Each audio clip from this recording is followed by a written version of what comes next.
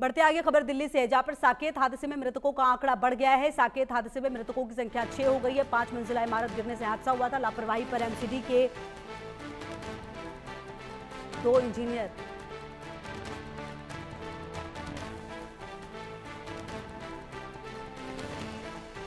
तो साकेत हादसे में मृतकों की संख्या बढ़ गई है। 5 मंजिला इमारत गिरने से यह हादसा हुआ था। और आपको बता दें कि दिल्ली के साकेत में ये बड़ा हादसा, लापरवाही पर एमसीडी के 2 इंजीनियरों को भी निलंबित किया गया था। और आपको बता दें कि इस पूरे घटनाक्रम में जो आंकड़ा है वो अब बढ़ चुका है। मरने वालों की संख्या 6 हो गई है। साउथ दिल्ली में साकेत मेट्रो स्टेशन के पास 3 मंजिला इमारत गिरने की घटना घटी और इसके बाद इस पूरे मामले में हालांकि कार्रवाई भी की गई है और मरने वालों की संख्या भी 6 हो चुकी है। पुलिस ने इस सिलसिले में एफआईआर दर्ज की। दिल्ली नगर निगम यानी एमसीडी ने कार्रवाई करते हुए भवन विभाग के 2 इंजीनियर को तत्काल प्रभाव से सस्पेंड किया है।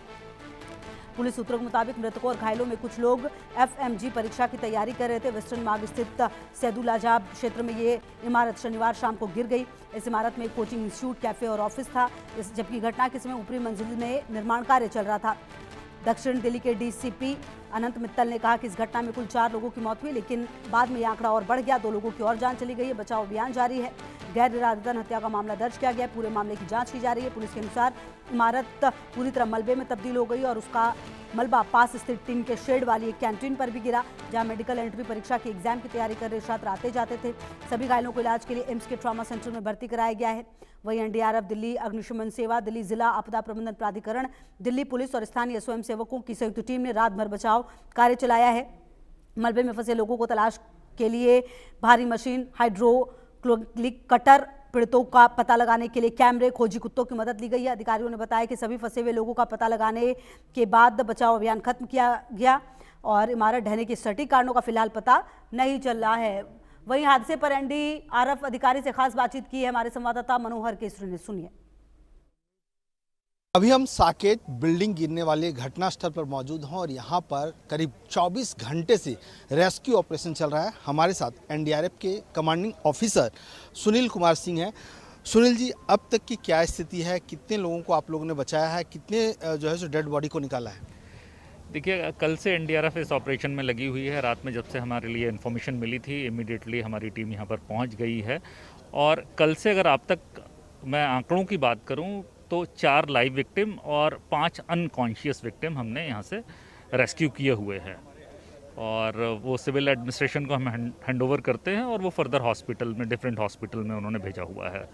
सुनील जी, जैसा कि मैं देख रहा हूँ कि काफ़ी ज़्यादा मलबा भी पड़ा हुआ है। 2 मंजिले के आसपास का पूरा मलबा है, नीचे भी होगा क्योंकि ग्राउंड में कोचिंग सेंटर भी चल रहा था। तो ऐसी स्थिति में आप लोग को क्या अनुमान है, अब क्या स्थिति हो सकती है? देखिएगा, 2 उसमें मुद्दे हैं। एक तो जो लोग हैं अगर दबे हुए हैं तो उनके रिलेटिव्स यहाँ पर आएँ और वो कहें कि साहब हमारे मिसिंग फैमिली मेम्बर्स हैं, नॉन मेम्बर्स हैं, वो अभी नहीं मिल रहे हैं। और दूसरा ये है जो हम सर्च करते हैं उसमें से कोई हमें ट्रेसेस मिले।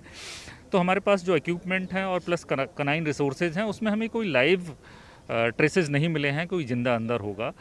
प्लस जो मिसिंग रिपोर्ट एडमिनिस्ट्रेशन के पास में जो मेरी बात हुई है अभी नहीं आ रही है, तो ये मान के चला जाता है कि अब अंदर संभावनाएं किसी के अनकॉन्शियस या लाइव होने की बहुत कम हैं। तो एडमिनिस्ट्रेशन अपना काम कर रहे हैं और उन्हीं के द्वारा जो बिल्डिंग है, हाई राइज बिल्डिंग जो कोलैप्स हुई है, उसका रबल हटाया जा रहा है। क्योंकि आप लोग काफ़ी ज़्यादा स्मार्ट, टेक्निकली स्मार्ट भी हो चुके हैं। एनडीआरएफ के पास बहुत सारे ऐसे इक्विपमेंट्स हैं, लेजर इक्विपमेंट्स की भी बात करते हैं। क्या उस तरह की कुछ इक्विपमेंट्स का भी आप लोग इस्तेमाल करें ताकि अंदर तक पता चल सके? बिल्कुल, हमारे पास में ऐसे इक्विपमेंट हैं जो कहीं कैविटीज़ अगर बनती हैं तो उनमें डाल के हम अंदर की जो इंस्पेक्शन है वो हम कर लेते हैं।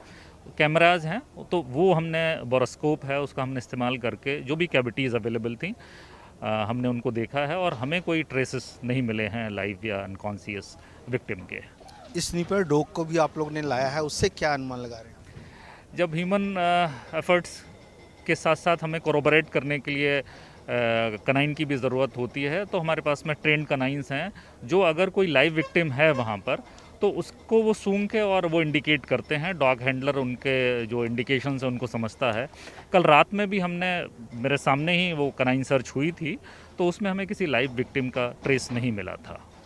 जितना डेब्रिस पड़ा हुआ है, जितना मलबा पड़ा हुआ है, कब तक रेस्क्यू का ऑपरेशन पूरा हो जाएगा? नहीं, वो मैं नहीं बता सकता, वो तो एडमिनिस्ट्रेशन, मैकेनिकल फर्ट्स, वो सब उन बातों पर निर्भर करेगा कि वो कितना टाइम और लगेगा। कुछ चैलेंजेस भी आ रहे हैं आप? चैलेंजेस कल आए थे, कल बहुत चैलेंजेस आए थे क्योंकि एक हाई राइज बिल्डिंग थी, बराबर में जो ईटरी थी, तो जो लाइव विक्टिम थे उनको बचाना बिना किसी नुकसान के, उनको हर्ट किए हुआ। तो एक विक्टिम थे जिनका पैर दबा हुआ था एक स्लैब के अंदर, तो उनके पैर को बिना नुकसान किए हुए हमने उनको रिट्रीव किया। हमारे पास में लिफ्टिंग इक्विपमेंट हैं जिसमें हम 70 टन प्लस तक का लोड जो है हम लिफ्ट कर सकते हैं, तो हमने ऐसे इक्विपमेंट का इस्तेमाल किया और वो लोड उठा के और उनके पैर को बिना नुकसान किए हुए हमने रिट्रीव किया।